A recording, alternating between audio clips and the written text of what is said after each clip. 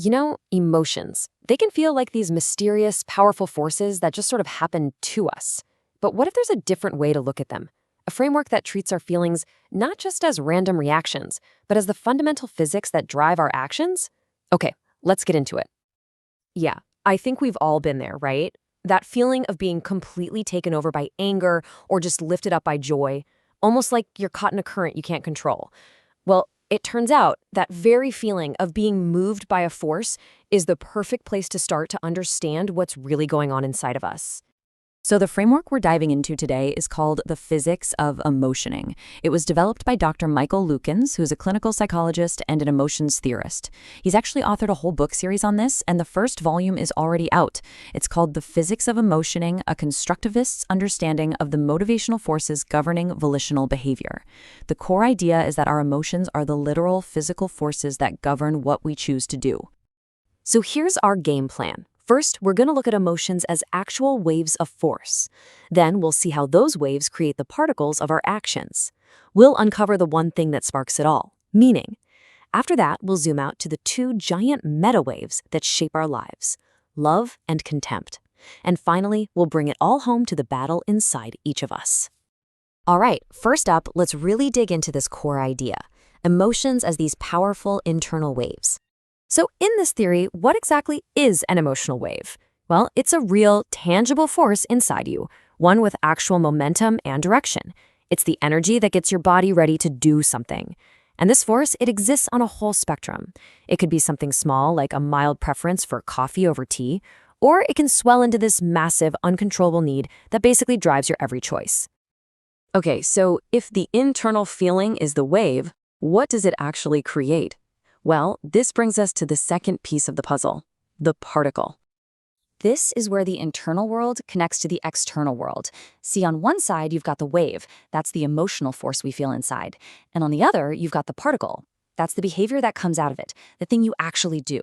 It's the willful, goal-oriented, observable action that everybody else can see. And here is the key. And it's so simple, but it's huge. The internal wave sponsors the external particle. Think about it. Your feelings aren't just random noise. They give rise to your goals, and then they provide the juice, the energy you need to go after them. A little wave might create a small action, sure, but a huge emotional wave, that can move mountains. So, what kicks one of these waves off in the first place? It's actually not the event itself, but something your mind does in a split second. It's what the theory calls the activating spark of meaning.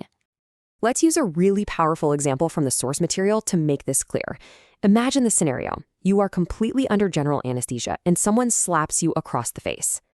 Now, physically, your body has been struck, no doubt about it. But because your mind is totally offline, it can't assign any meaning to that event. It doesn't register an attack or an insult or even an accident. And because there's no meaning, there's no ripple. No emotional wave is created. Period. Okay, but now, picture the exact same physical act, but you're wide awake, and imagine it comes from someone you love and trust. Instantly, your mind just floods that event with meaning, betrayal, shock, hurt, confusion. The physical slap is identical, but the meaning you attach to it creates a massive emotional tidal wave. And that is the central idea right there. It's not the event itself, but the meaning we give it that creates the emotional force. Meaning is the stone dropped into the pond of our consciousness, and the feeling is the ripple that spreads out from it. Now, let's see how this whole thing scales up. The theory takes this idea of waves and applies it to two gigantic, overarching forces that can define the entire direction of our lives. These are called the meta waves of love and contempt. So what are these meta waves? Think of them like the deep ocean currents. They aren't the choppy little waves you see on the surface. They're the massive, underlying forces that influence everything else. They are long-term commitments that exist across time and space, and they set a kind of default mode for how you operate in the world. And the difference between them could not be more stark. The meta wave of love is fundamentally committed to creating a win-win. Its ultimate expression is basically, I will take a bullet for you. Contempt is the polar opposite. Its core goal is to enforce a win-lose, and its ultimate expression is, I am here to make sure you take a bullet. In fact, the logic of contempt gets really twisted. It can reach a point where a lose-lose situation is actually preferable to letting the other person have a win. The other person's failure becomes the main goal, even if it means you go down with them. So what does this all mean for us, really? This is where the theory becomes deeply, deeply personal. It reframes the great conflict of our lives not as something between people, but as a battle that rages inside each and every one of us. Just let this sink in for a second.